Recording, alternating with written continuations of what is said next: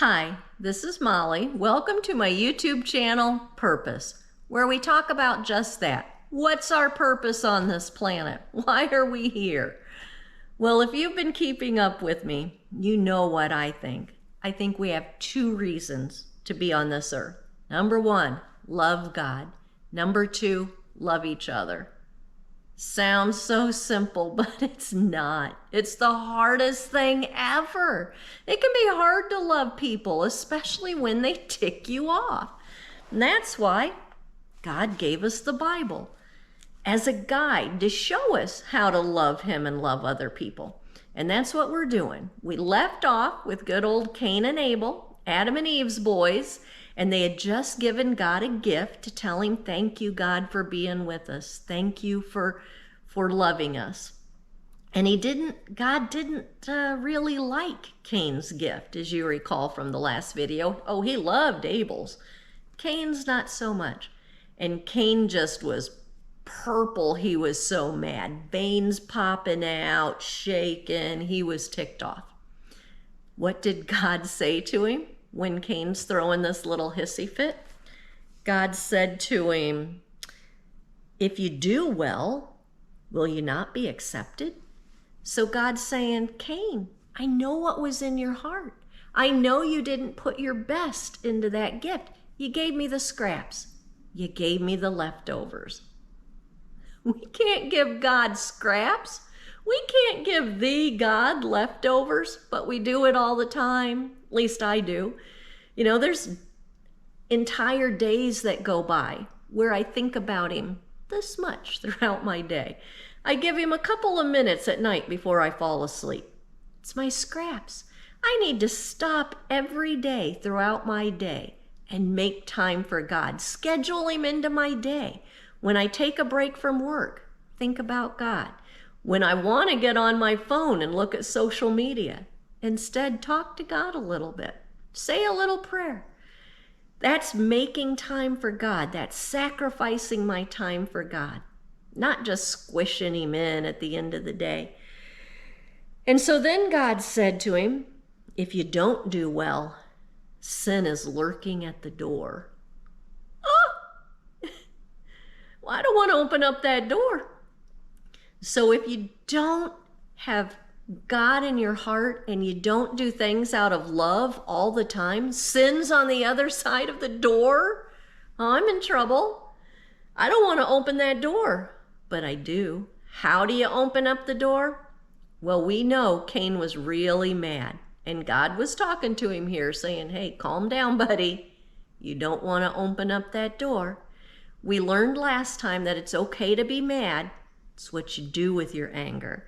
And God's trying to tell Cain, take it down a notch. Don't act on your anger, or you're going to open up the door and sin's going to just come walking right in. Why? Because when we get mad, we start yelling at people and calling people names and talking bad about people or starting rumors or just making a big old ruckus, hurting people's feelings, making other people mad. We are not acting with love, that's for sure. But sometimes we're right. You know, what if I'm right to be mad and yell at people? Do you want to be right? Or do you want to open up the door to sin? That's what I figure. So what's a person to do? Because it's so hard. And I can't do it on my own. When I'm mad, I cannot just be all Mother Teresa and say, oh, it's okay if you did something mean to me. I love you and I love God, so I'm just going to let that go. No, I either shove it down or I blow up. Both of them are bad. What I need to do is trust God to take care of me. Trust Him. Take a deep breath and then go to God and say, please, God, I'm so mad. Fill up my heart. Fill it with your love and your peace and your comfort and your wisdom so that I can love you and love other people. And then I might have to say that 50,000 times throughout the day. But you will be amazed at how well it works. If every time you start to feel mad or jealous or any other bad feeling, just take a breath and go to God with it. And he really will help you. It won't be a all at once kind of thing where you're suddenly skipping through a field of flowers, but he'll break it up for you way faster than if you act on it and open up that door. So, what did Cain do? Did Cain listen to God? Take that deep breath and say, "Oh, I'm mad, God, help me out"? No. Cain went to Abel and said, "Hey, brother, come on, come out to my field with me. I got something to show you." So Abel went out with him, and you are not going to believe this. Cain killed him. He killed his brother. Dead. I mean, just a couple of videos ago, we were with Adam and Eve in the Garden of Eden, and there was no sin in the world, and everything was perfect. And now their son is killing their other son? That's what happens with sin. When I do something wrong, when I get all angry or jealous and then I lash out at people or I talk bad about them or I gossip or whatever I do, I'm taking a little baby step away from God. And the further away I get from him, the easier it is to take bigger and bigger and bigger steps. And pretty soon I'm getting so far away from God that I don't even think about him anymore. That is how we get ourselves into real trouble. That's why, whether we're right or wrong, whether we're justified in our anger or not, every time we're mad or jealous or anything else, we just need to stop.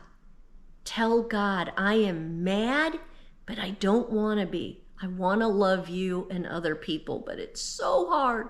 It's so hard right now, God. Please touch my heart and fill it with your love and your wisdom and your peace. And you might have to keep saying that over and over.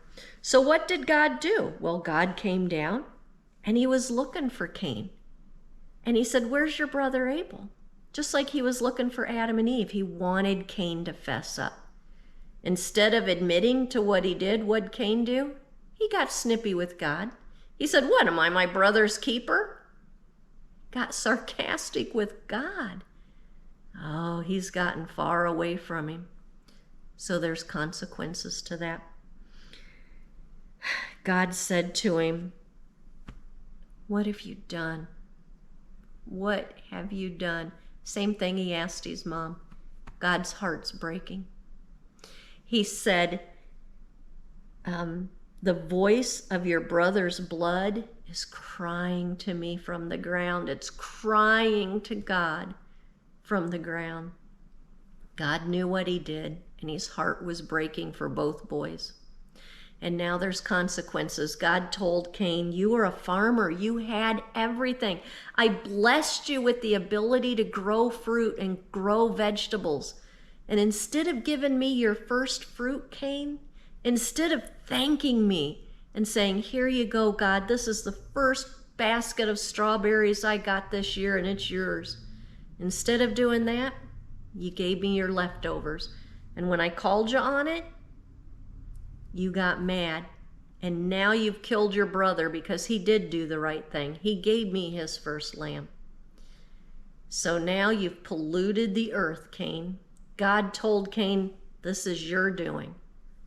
This is not my doing. God's not the one that did anything wrong. This is Cain's doing. He did this. He polluted the ground, and now he can't be a farmer anymore. He can't do what he's always known, and he's got to leave.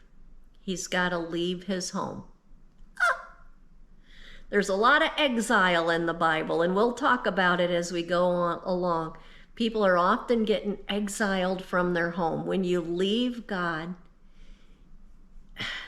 it's such a hard thing. But sometimes we have to leave home to get back to it. Sometimes if you're not going to behave and you're not going to act right, well, then you can't stay here, you know? And that's kind of what God's telling Cain. If you're not going to behave and you're not going to act right, you can't stay here. He never told him he couldn't come back. He didn't put an angel with a flaming sword and say, "You can't come back." It was kind of like a timeout. Go think about what you did. But I don't think Cain ever did go back. I hope he went back to God at some point. We don't know. And so Cain just threw a big old fit. Oh no, this is all I've ever known. I don't know what to do. The people are going to kill me if you send me amid a bunch of strangers. God still loved Cain. He loved him even though he messed up really big. He still loved him. He was still watching out for him. He was still taking care of him. He told Cain he'd mark him so that nobody would kill him. Isn't that nice?